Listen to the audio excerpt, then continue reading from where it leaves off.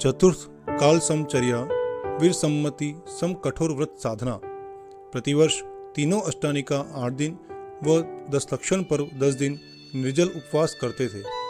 दुर्ग चातुर्मास 1980 स्थापित किया और मुक्तावली व्रत प्रारंभ कर दिया।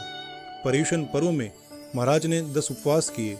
पर्युषण के बाद जब श्रीजी की पालकी निकली तब तीव्र उष्णता के कारण धरती पर पैर रखना भी मुश्किल हो रहा था। लोग चिंता में पड़ गए कि गुरुवर कैसे इस मंगल यात्रा में चलेंगे, किंतु आश्चर्य की गुरुवर के निकलते ही मेघ का एक टुकड़ा पूरे यात्रा क्षेत्र पर हल्की झमाझम बरसात करने के बाद थम गया और अत्यंत अनुकूल वातावरण में शोभा यात्रा आनंद पूर्वक संपन्न हुई। 10 उपवास के पालना हेतु गुरुवर चर्या को निकले। 2 बार नगर परिक्रमा हो जाने के बाद भी घर घर पड़गान होने पर भी अभिग्रह नहीं मिला। तभी जबलपुर से एक यात्री बस आई। उसमें से एक श्राविका के ध्यान में गुरुवर का अभिग्रह आया। उसने तुरंत ही शुद्ध वस्त्र धारण कर पड़गान किया और कहा कि मैं दीक्षा लेने को तैयार हूँ। विधि मिल गई और निर्विघ्न पालना हुआ। दीक्षा ग्रहण कर यही श्राविका देवमती माताजी बनी और उन्हीं से प्रेरणा पा उनके 2 पोते मुनि जयसागर व पुलक सागर बने।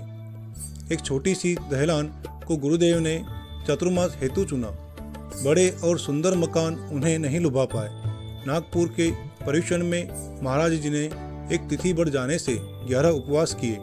जब गुरुवर पालना को निकले तो विधि नहीं मिली और यह क्रम 3 दिन तक चलता रहा। चौथे दिन अर्थात उपवास के 15वें दिन एक गरीब बुढ़िया ने 2 सेव फल से पड़घान कर विशुद्ध भावों से पालना कराया। बाहर के श्रावकों ने चुहारा जैसे कुछ गर्म प्रकृति के पदार्थ भी आहार में चला दिए, जिससे गुरुवर को खूनी दस्त भी हो गया, किंतु धैर्य और साहस के साथ उन्होंने सब कुछ सहन किया और धीरे धीरे स्वस्थ हो गए। इस चातुर्मास में उन्होंने सर्वतोभद्र व्रत नाम का महान अनशन तप किया।